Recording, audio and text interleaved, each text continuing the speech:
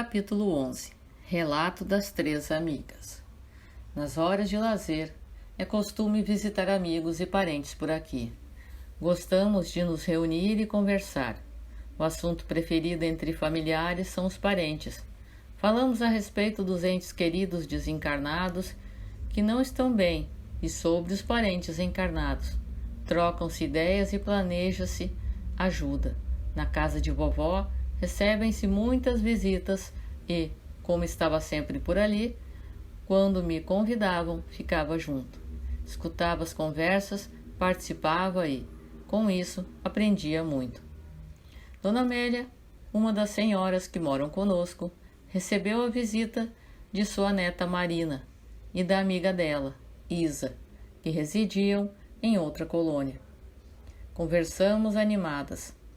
Como quase sempre acontece, a conversa foi sobre desencarnação. Dona Amélia foi a primeira a falar da sua.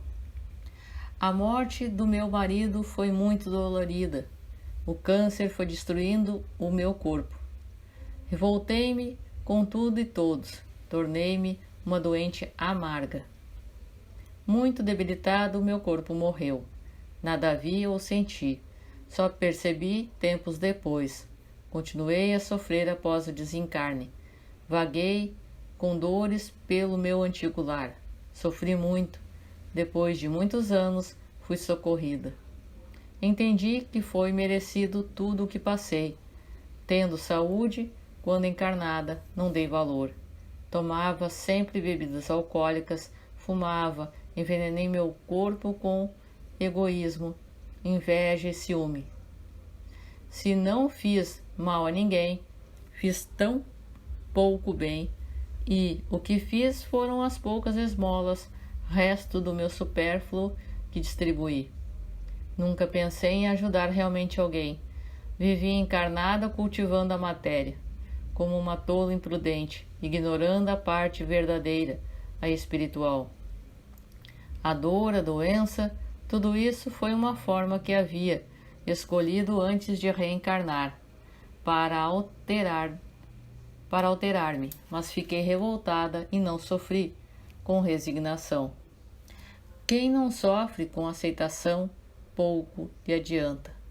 Depois, em vez de reconhecer meus erros, revoltei-me, achando injusto por não ter feito, em meu ponto de vista, nada de ruim, pois não matara, não roubara, não traíra, etc.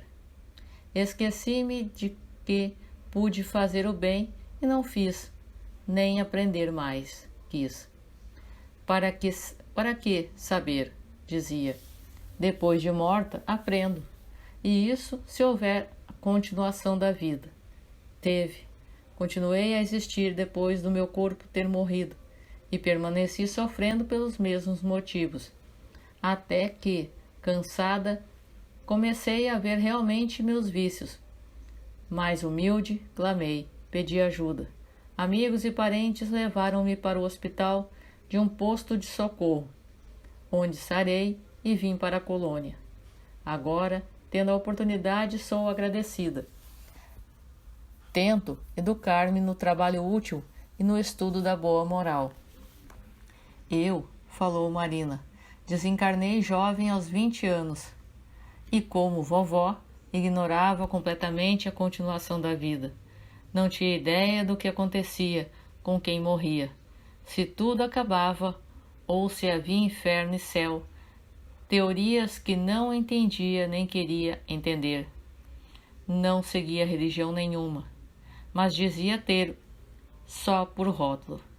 Para mim, a morte do corpo era para os outros. Desencarnei por um acidente de carro. Quando socorristas, trabalhadores do bem, tentaram ajudar-me, repeli-os. Para mim, eram loucos dizendo tolices, inclusive que meu corpo morrera. Foi um período difícil. Na minha casa foi um caos. Meus pais intensificaram as brigas e acabaram por se separar. Um acusava o outro pelo meu desencarne. Sofri muito. Julguei estar louca por não conseguir entender o que se passava e por não aceitar minha desencarnação. Quando meu lar desfeito, vaguei pelas ruas com muito medo. Cansada de sofrer, resolvi apelar para Deus. Entrei num templo e orei. Sentei-me melhor e resolvi ficar ali. Entendi que religião faz falta, pois quando se é religioso, sente-se a proteção, e quando se é realmente sincero e devoto na religião, os sofrimentos são bem compreendidos e a morte não aterroriza tanto. Entendi que desencarnara, mas não sabia o que fazer para melhorar a situação. Fiquei naquele templo a orar junto com os outros desencarnados e com encarnados que lá iam. A prece levou-me a meditar, a arrepender-me dos meus erros. Fiz muitos atos errados. Fui egoísta e materialista. Nos 21 anos que passei encarnada, tinha muito do que me arrepender. Não saía mais do templo, temia os irmãos trevosos, tinha medo do que estes me prendessem. Eles não entravam no templo, mas via-os fora. Fiquei anos no templo e quando cansei, resolvi ser sincera comigo mesmo e pedir socorro. Chorando, pedi ajuda a Deus, e trabalhadores do bem auxiliavam-me. Levei tempo para me recuperar num hospital de um posto de socorro. Hoje estou bem, sou grata, aprendo a viver aqui, anseio por melhorar moralmente e pôr em prática o que aprendo. Marina suspirou, mas não estava triste. As lembranças de tudo o que passou lhe davam forças para melhorar cada vez mais. Após uma pausa, foi a vez de Isa falar. Desencarnei por um tumor maligno no cérebro. Depois de alguns meses doente, estava com 16 anos. Seguia uma religião que equivocadamente me ensinou que, com a morte, adormecia-se para acordar no julgamento de toda a humanidade. No fim dos tempos, senti um torpor com a morte do corpo, uma espécie de sono. Achava que dormia, mas ao mesmo tempo via e ouvia, embora sem muita clareza, tudo o que se passava ao meu redor. Fiquei junto dos familiares quando velavam o meu corpo. O desespero deles foi grande. Gritavam, choravam, sofriam horrivelmente. Sentia-me muito perturbada, mas também amparada. Escutava alguém me convidando para partir. Meus familiares seguravam-me e não me esforcei para ir, pois não queria deixá-los sofrer tanto. Após meu corpo ter sido enterrado e meus familiares terem ido embora, orei com fé. Meu Deus, ajudai-me. Então socorristas me levaram para um posto de socorro, onde recebi auxílio. Tinha medo, pavor de dormir e não acordar. Mas bondosamente os trabalhadores do posto de socorro tentavam explicar e me curar, porque a doença, o reflexo dela, ainda era forte em mim. Não me apavorei ao saber que meu corpo morrera. Decepcionei-me por não ser como pensava, como acreditava. Então as explicações que gentilmente os benfeitores me transmitiam, e, raciocinando, achei-as justas e lógicas. Não recebi, não temi mais e passei a dormir com tranquilidade. Mas os lamentos e o desespero dos meus enlouqueciam-me, julgavam-me tão coitada por ter morrido que comecei a ter dó de mim. E como autopiedade não leva a nada, só maltrata, desesperei-me. Eles começavam a chorar. Eu também. Me desesperava e chorava. Quando me chamavam, queria ir para perto deles e acabei indo. Que agonia! Choravam, lamentavam. Era como se eu tivesse acabado. Sem entender, pois novamente fiquei confusa, sofri muito. Diziam que eu estava dormindo e que nada via ou sentia. E eu gritava que não, e novamente me apavorei.